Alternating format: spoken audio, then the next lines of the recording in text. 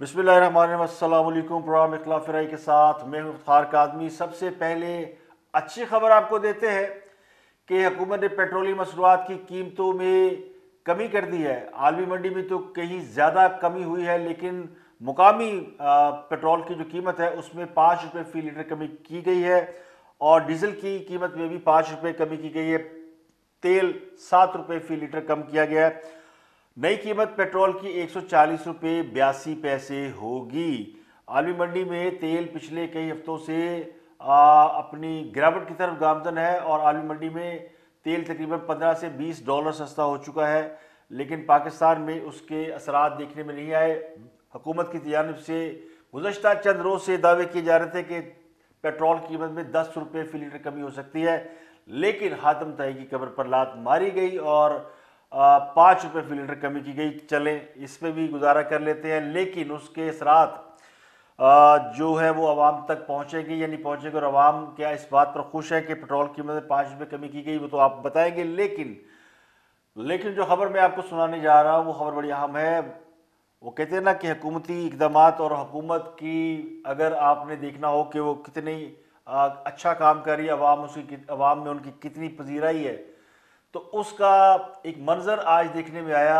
वज़ीर-ए-आज़म के मामले ख़ुसूसी हैं शहबाज गिल, उनसे एक खातून ने एक तकरीब में अपनी डिग्री लेने से इनकार कर दिया है। यानी उन्होंने कहा कि शहबाज गिल साहब इस काबिल ही नहीं थे कि वो डिग्री देने की तकरीब में मेहमान ख़ुसूसी होते।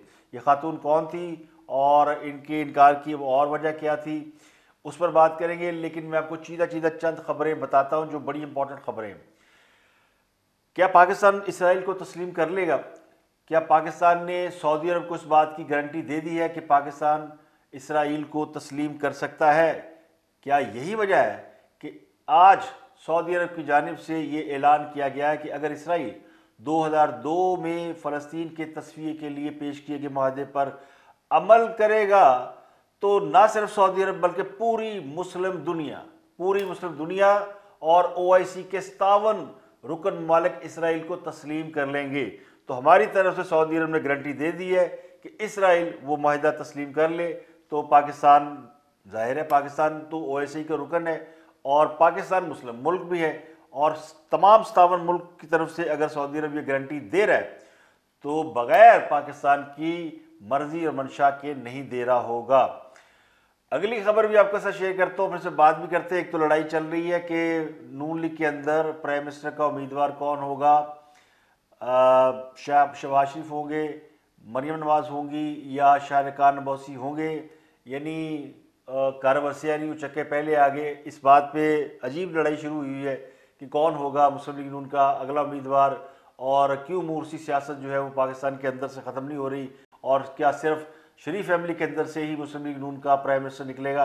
इस पर बहस मुबासा हो रही है। इस पर ये बहस मुबासा जो शुरू हुआ, इस पर मैं वीलॉग कर चुका हूँ। ये शाहरियार अब्बासी के एक इंटरव्यू के बाद शुरू हुआ था। अब उन्होंने उसके ऊपर मज़ीद उसको एंडोर्स किया है और ये कहा है कि अगर मरियम नवाज जो है वो क्वालिफाई कर भी जाती हैं इलेक्शन लड़ने के लिए तो भी शहबाज शरीफ वज़ीर आज़म होंगे। तो ये कहीं कौन सी अंडरस्टैंडिंग है जिसके तहत मुस्लिम लीग नून अब शहबाज शरीफ साहब का नाम आगे कर रही है और साबिक़ वज़ीर आज़म शाहरियार अब्बासी खुद ये नाम पेश कर रहे हैं। लेकिन अगर डिस्क्वालीफाई हो जाते हैं शहबाज शरीफ तो फिर क्या होगा? क्या शहबाज शरीफ और मरियम नवाज जो कि इलेक्शन लड़ने के अहल नहीं है, और अगर उन्हें इजाज़त ना मिली इलेक्शन लड़ने की किसी वजह से भी, तो फिर मुस्लिम लीग नून का उम्मीदवार क्या होगा? ये एक बहस है जो कि जिसने पाकिस्तान की सियासत को अपने लपेट में लिया हुआ। लेकिन जो इशू था सबसे बड़ा वो था कि खान साहब ईमानदार है या नहीं है। जस्टिस वजीरुद्दीन ने उन पर यह इल्ज़ाम आयद किया था कि खान साहब के घर का खर्चा जहांगीर तरीन चलाते हैं, और जस्टिस वजीरुद्दीन वो है जिनको कल फवाद चौधरी ने भी ये कहा कि वो मस्खरे हैं और वो फ़नी आदमी है और वो सिर्फ अपने आप को लाइमलाइट में लाने के लिए वो ये सब बातें कर रहे हैं। तो ये जस्टिस वजीरुद्दीन वही है जिन्हें खान साहब ने सदारती उम्मीदवार भी नामजद किया था PTI की जानिब से। तो इस पर आज जहांगीर तरीन साहब ने एक बहुत बड़ा छक्का मारा है, और वो ऐसा छक्का मारा है कि जिसने वो कहते हैं ना खुश कर देता ही, वो वाला काम किया है। वो भी आपको बताएंगे। हुकूमत ने एक small and medium entrepreneur SME policy का ऐलान किया है, اور ایک اور پالیسی کا بھی کل اعلان ہوا، وہ بہت سے لوگوں کو سمجھ ہی نہیں آئی، وہ بھنگ پالیسی تھی۔ حکومت نے ایک بھنگ پالیسی تیار کی ہے جو کیبنٹ میں پیش کی جا رہی ہے، اور اس پر آج سپریم کورٹ کے اندر بات ہوئی، اور سپریم کورٹ نے بھی کہا کہ بھنگ بڑی اچھی چیز ہوتی ہے، بھنگ جو ہے وہ بڑی دنیا بھر کی ادویات میں استعمال ہوتی ہے، تو یعنی انڈوز کر دیا۔ وفاقی وزیر اطلاعات فواد چودھری نے جو کل دو تین بونگیاں ماری، انہوں نے ایک تو یہ کہا کہ ادویات کی قیمتوں میں اضافے کے خلاف فضول قسم کی مہم ہوتی ہے کہ جی قیمت میں اضافہ ہو گیا، اور اگر 3 روپے قیمت ہے تو 7 روپے ہوگی تو کیا ہوگا، اس سے کون سا قیامت آ جاتی ہے۔ تو بہت سے لوگ کہہ رہے ہیں کہ اگر آپ بھی حکومت میں نہ رہے تو کون سا قیامت آ جائے گی۔ ذرا فواد چودھری صاحب کی بھی اس پہ بات کریں گے، خبر لیں گے، اور جو ٹاپ سٹوری ہے وہ میں نے آپ کو بتا دی کہ شہباز گل صاحب کی وہ ہو گئی، وہ کہتے ہیں نا عزت ہو گئی۔ اب میں نہیں کہتا کہ فلاں والی ہو گئی، اللہ بے پہ فلاں ہو گئی، لیکن ہو گئی۔ یعنی ایک کسی تقریب میں بندہ چیف گیسٹ ہو اور وہاں پہ خواتین اپنی ڈگریاں لے رہی ہوں، اور ایک ایسوسیٹ پروفیسر پولیٹیکل سائنس سمن آباد کالج کی ڈاکٹر فوزیہ، وہ بجائے ڈگریاں لینے کے اچانک ٹویٹ کر کے ہلچل مچا دیں، اور انہوں نے کہا کہ جناب میں تو ڈگری نہیں لوں گی ان سے، یہ تو اس قابل ہی نہیں ہے، یہ اس تقریب کے مہمان خصوصی بننے کے قابل نہیں تھے، تو ایج عزت۔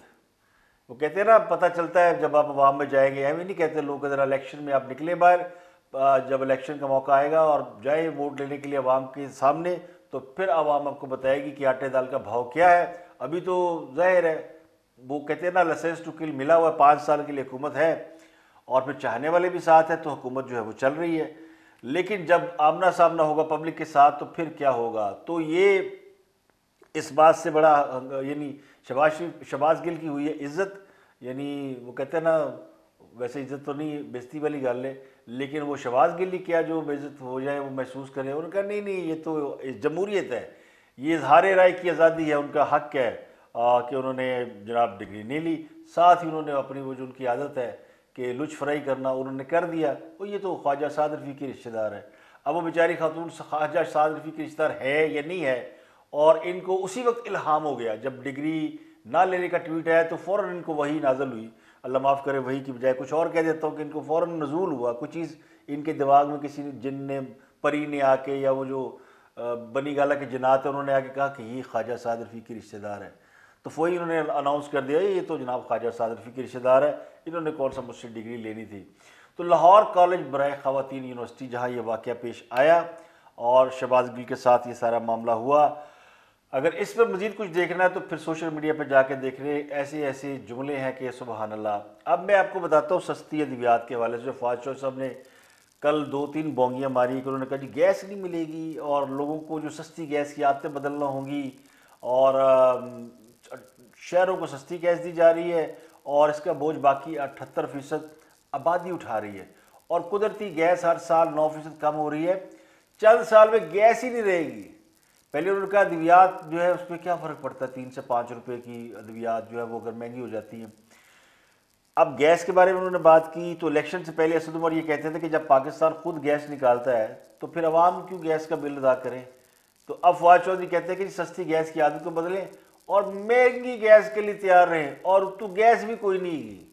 یعنی وہ جو ایران گیس پائپ لائن منصوبہ بنایا تھا نا جناب آصف علی زرداری نے اپنے دور حکومت میں ایران کے ساتھ کیے تھے، معاہدہ کیا تھا، پتہ تھا گیس شارٹ ہو جائے گی تو انہوں نے کام کیا اس کے اوپر، پھر نواز شریف دور میں بھی کام ہوتا رہا، لیکن امریکہ اس کے اندر پریشر بہت بلڈ کر رہا تھا، امریکہ نے ایران پر پابندیاں لگا دی، پاکستان نے اپنے حصے کا کام نہیں کیا، ایران نے اپنے گیس پائپ لائن اپنے بارڈر تک پہنچائی، آگے پاکستان نے گیس پائپ لائن بچھانی تھی، پچھلی 2 حکومتوں تو نکل گئی، اب باری تھی خان صاحب کی، تو خان صاحب کہاں برداشت کرتے ہو، جس کام کے لیے آئے تھے وہ کام ہو گیا، تو گیس پائپ لائن منصوبہ جو ہے وہ وہیں کا وہیں دھرا کا دھرا رہ گیا۔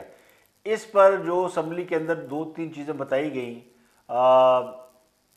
2019 میں جب خان صاحب کی طرف سے بتایا گیا کہ ترمیمی معاہدہ بھی ہو گیا اور یہ 2024 تک مکمل ہو جائے گا، لیکن آج کی ڈیٹ میں اس معاہدے کے اوپر کوئی بھی پیش رفت نہیں ہو رہی۔ اس وقت یہ معاہدہ ہوا تھا کہ پاکستان ایران سے تقریباً 750 ملین مکعب فٹ گیس خریدے گا اور 25 سال تک ہمیں گیس ملے گی۔ یہ معاہدہ اگر بر وقت مکمل ہو چکا ہوتا تو ایس سردیاں سانو گیس مل رہی ہونی سی، لیکن یہ 2008 میں ہوا تھا اور اسد الزرداری صاحب نے ایران کے ساتھ اس کے اوپر کیا تھا معاہدہ. یہ بہت بڑا معاہدہ تھا اور پاکستان میں گیس کا بحران کبھی نہ ہوتا اگر یہ معاہدہ مکمل ہو چکا ہوتا. 2020 میں پارلیمنٹ کے اندر عمر ایوب صاحب نے بتایا تھا کہ جناب چونکہ امریکہ نے پابندیاں لگا دی ہیں ایران کے اوپر تو اس لیے یہ معاملہ رک گیا ہے. تو وہ بھی پھر اس کے اوپر انہوں نے کہا لیکن ہم چونکہ کرنا چاہتے ہیں, کابینہ جو ہے وہ ترمیمی معاہدہ جو انہوں نے کر لیا ہے تو مزید 5 سال ہم دے رہے ہیں تاکہ وہ پابندیاں اٹھ جائیں گی تو پھر گیس آ جائے گی. لیکن ابھی تک اس پر کچھ نہیں ہوا. اس کے بعد یہ ہوا کہ جیسے ہی پھر یہ بھی بتایا گیا, قاسم سلیمانی جو امریکی ایرانی کمانڈر تھے ان کو امریکہ نے ڈرون کے ذریعے ہلاک کیا تھا, تو اس کے بعد خطے میں بڑی ٹینشن ہو گئی تھی. تو اس وقت بھی اس کو جواز بنایا گیا جی چونکہ یہ ہو گیا اس لیے گیس پائپ لائن جو ہے وہ قابل عمل نہیں ہے. پھر جو حکومت نے جواب جمع کرایا تھا اس میں بتایا تھا کہ پاکستان میں تیل اور گیس کی تلاش کے لیے 50 کمپنیاں کام کر رہی ہیں. تو فکر نہ کرو, 15 مقامی 35 غیر ملکیہ کمپنیاں. تو تیل تو بہت نکلے گا, جو تیل نکلے گا تو گیس بھی نکلے گی.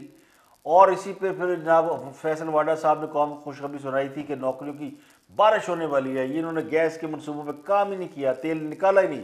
گیس کے ذخائر بھی ہے, تیل بھی ہے, تو کڈو نہ ہوں تیل تے گیس. تو اب کچھ نہیں ہے. اس وقت بتایا گیا تھا کہ گہرے سمندر میں 2020 میں پارلیمنٹ کے اندر بتایا گیا, سینٹ کے اجلاس میں بتایا گیا تھا کہ تیل اور گیس کی تلاش کے 12 بلاکس ہیں اور ان بلاکس کو سیکورٹی کلیئرنس کے بعد منظور کیا جائے گا اور اس میں سے گیس نکالی جائے گی. تو پھر گیس تو نہیں نکلی, عوام کی گیس نکلی. آج ہمیں یہ بتایا جا رہا ہے کہ جناب گیس کوئی نہیں گی, یعنی جاگتے رہنا ساڈے تے نہ رہنا. ویسے تو ہمیں پہلے سے پتہ ہے کہ آپ پہ نہیں رہنا. تو یہ فواد چودھری صاحب کا جو گیس کا والا معاملہ تھا وہ ہے. اب اگر بات کریں ادویات کی قیمتوں کے حوالے سے, وہ بھی آپ کو بتا دیتا ہوں ادویات کی قیمتوں کے حوالے سے کیا کچھ ہو چکا ہے. ادویات کی قیمتوں کے حوالے سے یہ بتا دوں کہ موجودہ حکومت نے اپنے دور حکومت میں 3 سالوں کے اندر ادویات قیمت میں 10 بار اضافہ کیا, 10 ٹائم. اور جو آخری اضافہ کیا تھا اس میں 90,000 میڈیسن کی قیمتیں بڑھائی گئی تھی اور 11% تقریباً قیمتیں بڑھی تھی. اور اس میں جو سب سے اہم بات ہے کہ جو انسولین ہوتی ہے نا, انسولین, وہ جو 500-600 کی 400 کی ملتی تھی وہ 1000 روپے سے اوپر چلی گئی. تو انسولین لگانے والے بیچارے بھی جو ہے وہ پھر ظاہر ہے وہ افورڈ نہیں کر سکتے. اب یہ جو بتاتا ہوں اس میں جو 2000 یہ جو لاسٹ اضافہ ہوا تھا میں آپ کو بتاتا ہوں, ان کی ویب سائٹ پہ موجود ہے کہ حکومت نے ادویات ساز کمپنیوں کو جو از خود قیمت بڑھانے کی اجازت دے دی تھی. ڈرگ ریگولیٹری اتھارٹی کے پاس تقریباً 90,000 ادویات رجسٹر ہیں اور انہوں نے کنزیومر پرائس انڈیکس کے مطابق ادویات ساز کمپنیوں کو از خود قیمتیں بڑھانے کی اجازت دی, جس کی وجہ سے یہ قیمتیں بڑھ رہی ہیں. اب اس وقت جو قیمت بڑھی تھی آخری وقت میں وہ انسولین کی قیمت بڑھی تھی 756 سے 806 اور مکسڈ انسولین 696 سے 763 اور یہ کہہ رہے 3 سے 7 روپے بڑھتے ہیں. تو انسولین کی قیمت میں سب سے زیادہ اضافہ ہوا تھا. اس کے بعد اور بڑی چیزیں تھیں, ڈوفلیک ایک سیرپ ہوتا ہے میدے اور آنتوں کے علاج کے لیے, وہ 371 سے 397 کا ہوا. ٹیبلٹس جو ہے وہ 17% اضافے کے ساتھ 58 سے 68 روپے کی ہوئی. اس کی ایڈوانٹک کی قیمت 755 سے 820 ہوئی. میں آپ کو پرانی خبر بتا رہا ہوں, آج کی نہیں بتا رہا ہوں, یہ جو جب اضافے ہوئے تھے اس طرح کی. تو بے شمار ادویات ایسی ہیں جن قیمتوں میں کسی میں 20 سے لے کے 400-500 روپے تک اضافہ ہوا ہے. اور ورلڈ بینک کے مطابق کنزیومر پرائز انڈیکس کی شرح 9.4 سے 14.3% ہے اور ادارہ شماریات کے مطابق یہ 11.3% ہے. لیکن ادویات قیمتوں میں جب اضافہ کیا گیا تو اس میں کچھ ادویات قیمتوں میں 17% اضافہ کیا گیا جن میں جان بچانے والی ادویات شامل ہیں. یعنی 10 مرتبہ اضافہ کیا 2008 سے ابھی تک. اور یعنی اب میں کیا بتاؤں کس کس سن میں اضافہ ہوا, تو ایک لائن لگی ہوئی ہے. اسی کے ساتھ میں آپ کو بتاتا ہوں جو اور اس کے اندر جو چیزیں وہ یہ ہے کہ جو یاد آپ کو کہ عامر کیاری صاحب وزیر صحت ہوا کرتے تھے, انہوں نے ادویات کی قیمتوں میں 400 گنا اضافہ کیا تھا جب آئے تھے. میں اس کے بعد بتا رہا ہوں 11%، 400 گنا تک اضافہ کیا تھا، اور اضافہ کرنے کے بعد ان کو تو ہٹا دی گئی لیکن اضافہ واپس نہیں ہوا. پھر اس کے بعد وہ ظفر مرزا صاحب آئے، وہ ماسک والے، پھر اس کے بعد فیصل سلطان آئے. تو جو ان آفیشیل رپورٹ ہے فارما انڈسٹری کے لوگ ہیں وہ کہتے ہیں جی ادویات کی قیمتوں میں 30% اضافہ ہوا ہے، یہ 11% نہیں ہے، اور بعض ادویات کی قیمتیں 400% تک بڑھ گئی ہیں. تو یہ ہے ساری قیمت. کولیسٹرول کو قابو کرنے والی جو دوا تھی وہ 207 روپے کی تھی 3 سال پہلے، وہ اب 275 روپے کی ہے. ہارٹ کی اور بلڈ پریشر کی جو وہ ہوتی ہے نا، خون کو پتلا رکھنے والی جو ادویات ہوتی ہیں، وہ 300 سے بڑھ کر 397 روپے کی ہو گئی ہے، اکٹھا ہی 100 روپے اضافہ. جو معدے کی ادویات ہوتی ہیں وہ 8 روپے کی 12 گولیاں ملتی تھیں، وہ اب 26 روپے کی ہو گئی. اب بخار درد سر درد کی گولیاں وہ 16 روپے کی ہو گئی ہیں. تو یہ ساری چیزیں مہنگی ہوئی ہیں. اور ہمارے وفاد چوہدری صاحب نے فرمایا کہ جناب کی فرق پڑتا ہے، 3 تو 4 روپے 7 روپے فرق پڑتا ہے. تو وفاد چوہدری کو واقعی فرق نہیں پڑتا. جن کی تنہائی لاکھوں میں کروڑوں میں ہو، آمدنی بے تحاشا ہو، ابھی تو حساب کتاب کوئی نہیں ہو رہا، حکومتیں جائیں گی تو اسکینڈل بھی نکل آئیں گے. تو فواد چوہدری صاحب کے لیے عرض یہ ہے کہ حضور پورا پاکستان تبدیلی کی نظر ہو گیا ہے، اب بھی کسی کو کوئی فرق نہیں پڑا کہ غریب عوام جو ہے وہ نہ کوئی دوا خرید سکے نہ علاج کرا سکے. تو آپ کے لیے کوئی قیامت ہی نہیں آئی کہ 3 سے 5 روپے بڑھے ہیں یا تو سینکڑوں روپے بڑھ گئے ہیں. تو کہنے والے کہتے ہیں کہ برائے مہربانی پھر آپ بھی ہماری جان چھوڑیں، تاکہ آپ کی جان چھوڑنے سے بھی کوئی قیامت تو نہیں آ جائے گی. تو قیامت تو کوئی نہیں آتی. آپ اگر 11% کی بجائے 100% بھی کر دیں قیامت نہیں آئے گی. قیامت ان چیزوں سے نہیں آئے گی. لیکن غریب کے لیے قیامت ہی ہوتی ہے، جس کی جان چلی جاتی ہے، جس کے گھر موت واقع ہو جاتی ہے، جس کے مریض کو علاج نہیں ملتا. خان صاحب کی والدہ کا علاج نہیں ہوتا تو انہوں نے پورا ہسپتال بنا دیا.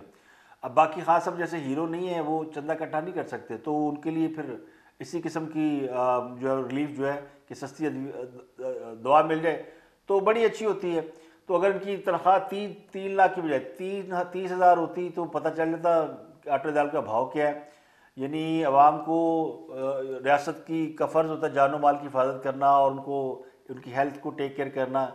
لیکن وہ کہتے ہیں نا، محلوں میں بیٹھ کے آپ دوسروں پہ پتھر تو مار سکتے ہیں، شیشے کے محلوں میں بیٹھ کے خود بھی تو آپ کو کسی دن لوگ پکڑیں گے، گریبان پکڑیں گے، اور آپ کے پاس مسائل کا کوئی حل ہے نہیں، جو کہ اور اس پر بھی آپ جلے پہ نمک چھڑکتے ہیں. فواد چوہدری سے ایسی نان سینس باتیں پتہ نہیں پچھلے 4 دنوں سے وہ کیوں کر رہے ہیں. یا تو وہ ان کی وزارت جو ہے مجھے لگتا ہے خطرے میں ہے اور اس لیے ایسے ہوئے ہیں کہ پیجو، اور یا پھر کوئی اور معاملہ ہے. وہ اس قسم کی احمقانہ باتیں کرتے نہیں ہوتے جتنی انہوں نے پچھلے 1 ہفتے میں کر دی ہیں. اب آ جاتے ہیں ٹاپ سٹوری کی طرف کہ کیا پاکستان اسرائیل کو تسلیم کرنے جا رہا ہے. سعودی عرب میں کے جو اقوام متحدہ میں مستقل نمائندے ہیں عبداللہ المعلمی، انہوں نے یہ اعلان کیا ہے، عرب نیوز کو انہوں نے انٹرویو دیا ہے، اور یہ انٹرویو عرب نیوز میں بڑی لیڈ سٹوری کے ساتھ شائع ہوا ہے. اور انہوں نے اسرائیل کو یہ آفر کی ہے کہ اسرائیل کے ساتھ تعلقات معمول پر لانے کے لیے ہماری جو واحد کنڈیشن ہے وہ 2002 کا امن معاہدہ ہے، اور اس معاہدے پر جو اگر آپ عمل درآمد کریں گے تو پھر سارے مسلم ملک جو ہیں وہ آپ کے ساتھ ہیں. تو یہ معاہدہ کیا تھا؟ 2002 میں جو معاہدہ ہوا تھا سعودی عرب نے پیش کیا تھا اسرائیل کو، جس کے مطابق تمام عرب علاقوں پر اسرائیلی قبضے کا خاتمہ اور آزاد فلسطینی ریاست کے قیام کے لیے 10 مطالبات رکھے گئے تھے. یہ کہا گیا کہ اگر یہ مطالبات آپ مان لیں تو پھر ہم آپ کو تسلیم کر لیں گے. ویسے بھی اسرائیلی وزیر اعظم یو اے کے دورے پر ہیں. اسرائیل کے ساتھ سعودی عرب اور یو اے دونوں کافی پیش رفت کر چکے ہیں. اب معاملہ رہ گیا کہ وہ جو اس معاہدے کو تسلیم کرنا ہے، اسرائیل تسلیم کرتا ہے یا نہیں کرتا. لیکن سعودی عرب نے گارنٹی دے دی ہے کہ اگر آپ یہ مانیں تو پھر اسی سارے تیار ہیں. اب پاکستانی ریاست کا اس پر کیا موقف ہے؟ کیا پاکستان نے سعودی عرب کو یہ انڈرسٹینڈنگ دی ہوئی ہے کہ اگر یہ ہو گیا تو ہم بھی تیار ہیں؟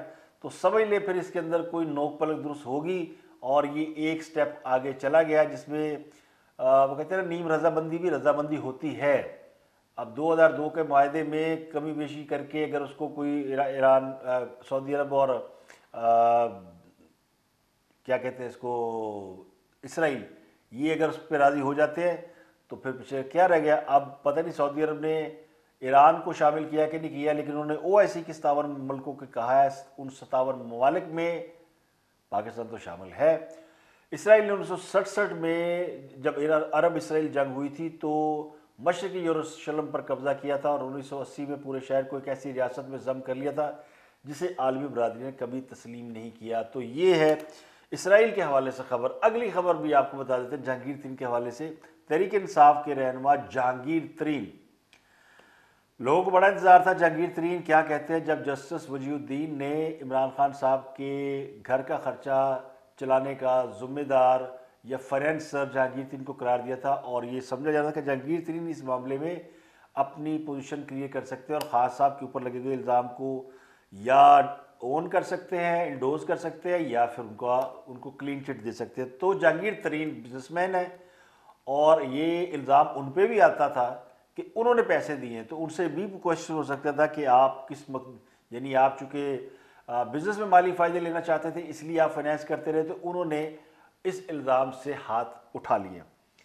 خان صاحب نے اپنی یاری کا حق بھی ادا کر دیتا ہے، اور جسٹس وجیہ الدین والا جو ہے وہ یعنی جسٹس ثاقب نثار صاحب صادق اور امین قرار دے دیا، انہوں نے کہا میں تو ٹگا نہیں خرچ کیتا۔ اب ریحام خان صاحبہ کی کتاب آپ پڑھے تو اس میں تو بڑا واضح لکھا ہوا کہ کون اخراجات اٹھاتا تھا۔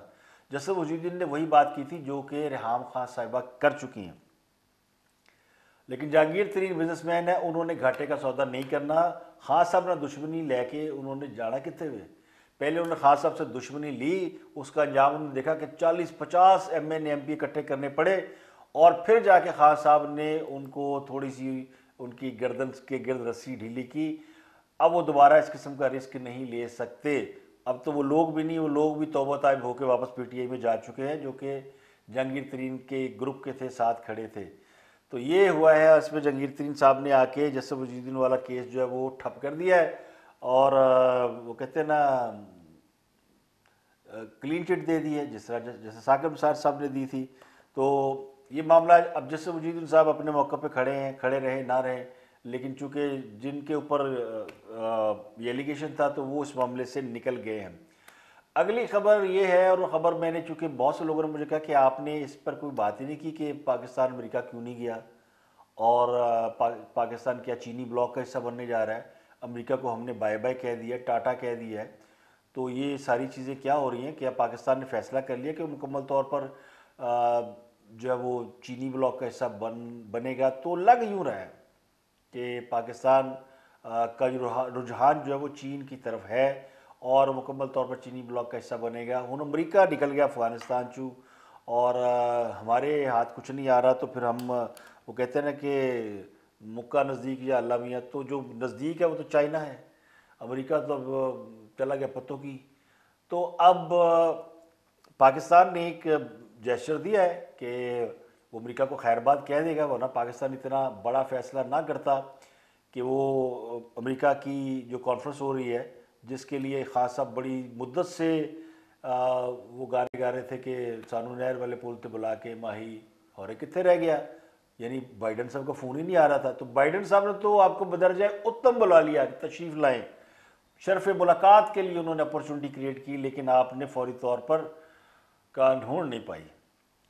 اب امریکہ پاکستان کی جڑوں میں بیٹھا ہوا ہے، اس کو نکالنا آسان نہیں ہے، بڑی لمبی روٹس ہے، بڑی پرانی ہے۔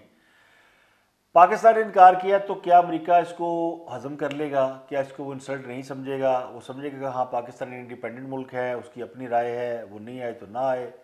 اب عالمی معاملات میں پاکستان کو امریکہ کی ضرورت رہتی ہے، امریکہ کو بھی رہی ہے، لیکن اب شاید نہیں۔ تو عالمی معاشی معاملات پر پاکستان کو امریکہ کا ساتھ دینا چاہیے تھا اصولی طور پہ۔ ہم IMF سے قرض لیتے ہیں تو IMF کے ساتھ ہماری ڈیل ہو رہی، تو IMF تو ہے جناب ان کے انڈر، تو IMF ہوا، FATF ہوا، یہ سارے بڑے معاملات ہیں جن کے لیے پاکستان کو امریکہ یا امریکی لابی کی ضرورت پڑتی ہے، پڑ سکتی ہے، پڑے گی۔ یہ سب کچھ جانتے ہوئے بھی ہم نے دریا کو الٹی سمت، یعنی دریا میں ہم الٹی سمت تیر رہے ہیں، اگینسٹ دا ونڈ جا رہے ہیں۔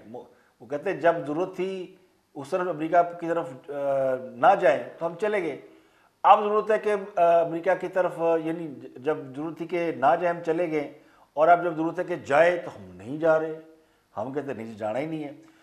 تو کیا پاکستان یہ سمجھتا ہے کہ وہ چین امریکہ کا متبادل ہو سکتا ہے؟ ہو بھی سکتا ہے، اور پاکستان کے تمام مسائل کا حل چین نکال سکتا ہے، نکال بھی سکتا ہے، لیکن اس کے لیے دیکھنا ہوگا پاکستان نے پچھلے 2 3 4 سال میں خان صاحب کی حکومت نے چین کے لیے کیا کیا۔